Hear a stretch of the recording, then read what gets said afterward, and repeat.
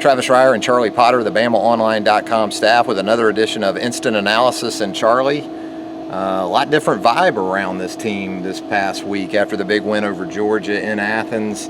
Went from wondering if they could get back up after the loss to Ole Miss. Now it's about, can they maintain their emotions and sort of temper those expectations that have suddenly come back into play for this team. But Nick Saban seems like he's really pleased with what he's seen, even through the Ole Miss loss, and as they get ready for what is essentially a sandwich game, but could be a tough one with Arkansas. Yeah, I mean, there's new life in this team. I wasn't going to count them out after the Ole Miss loss, but obviously that Georgia game was critical, and they took care of business like they should have. And this game I think is an opportunity. Yeah, it's sandwiched in between a big Texas A&M game that's coming up next week, but it's an opportunity that Alabama doesn't have very often, where they're going to face a pro-style offense in back-to-back weeks. That has to have the defense, salivating almost because of the way they performed a week ago. So I think if you're going to have a game in between that you're comfortable with, it might not be like a Middle Tennessee that's going to prepare you for a fastball team, but one that you should be able to take care of business. It is this week. I mean, that's not a discount on Alex Collins and Arkansas's offense. I mean, they have a potent attack, but this has to be one that Alabama feels good about. Yeah, it's in their wheelhouse. Yeah. And not only in terms of getting the Georgia preparation that they had, which is similar, I would think, in a lot of ways to Arkansas this week, but even Wisconsin in the opener, they spent a lot of time on that.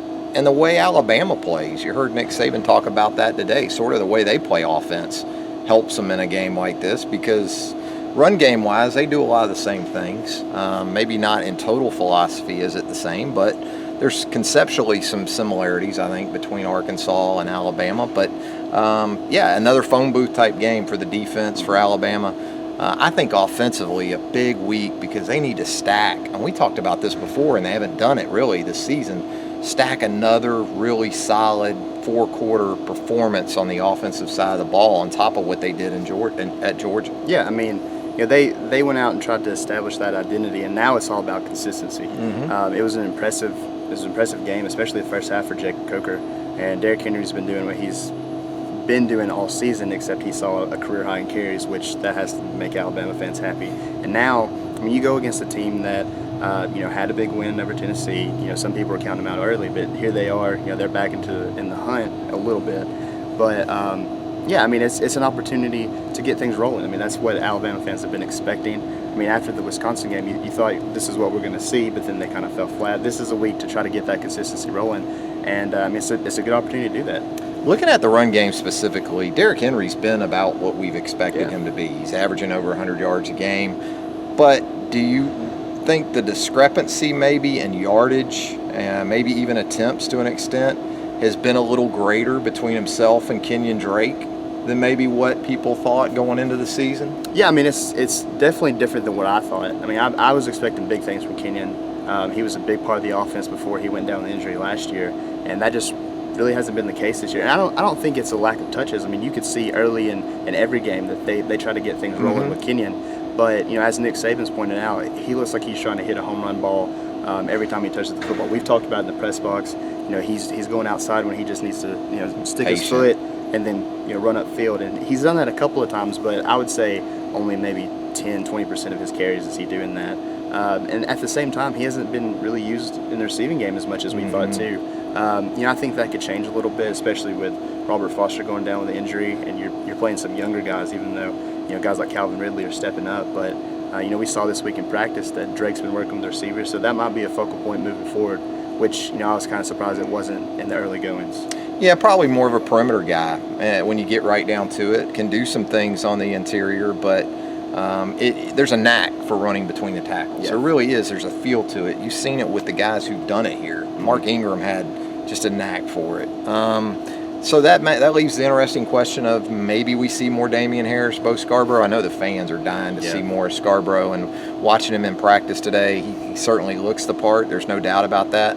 Does need some polish, I think, in some ways. Still coming back from that injury a little bit from spring practice, but interesting to see if he becomes more and more involved in some of those interior runs. Yeah, I mean, I thought it was kind of telling that he got in the game against Georgia.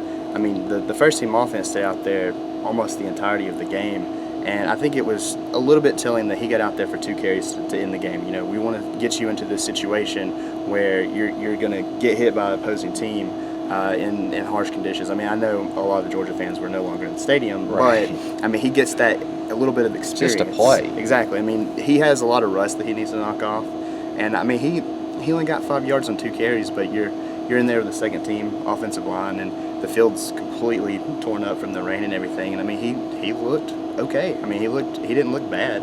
And I think that moving forward, they're going to try to expand his role now that he has more time to practice. I think what he can do well for them potentially is when they get in a situation like they were in Saturday and they're basically playing 4-minute offense from the middle of the third quarter on.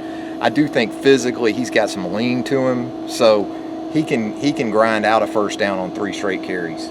He can get 10 yards and if you give it to him 3 straight times, whereas some of the other guys, it may be no gain, a loss of a yard, 4, and then it doesn't really work out. We'll see. It'll be interesting to watch and see how it plays out with Bo Scarbrough. So for Saturday night, you see sort of a sluggish grinder. I know Alabama doesn't want a game like they had last year in Fayetteville, but you see that kind of game, or you think the offense will explode a little bit?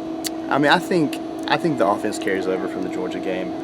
These players still have that same mentality we saw.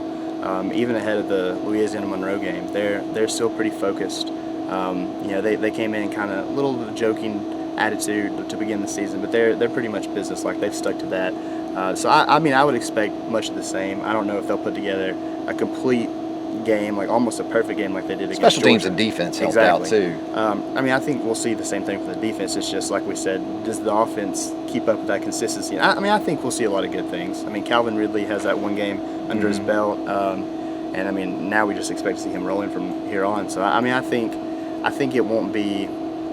It won't be the 52-0 2 years ago, but it also won't be what we saw last year in Fayetteville. It's going to be interesting to see how the offense comes out, because Arkansas, at least on paper, pretty good against the run so far this year, giving up just over 100 yards per game now. They've seen offenses like Texas Tech, Texas A&M, UTEP, not especially known for running the football. So, that could be a little bit inflated when you look at their numbers. But just the approach Alabama takes will certainly be interesting to watch. So for Charlie Potter, I'm Travis Reier. Keep it right here on BamaOnline.com for more coverage of Crimson Tide athletics.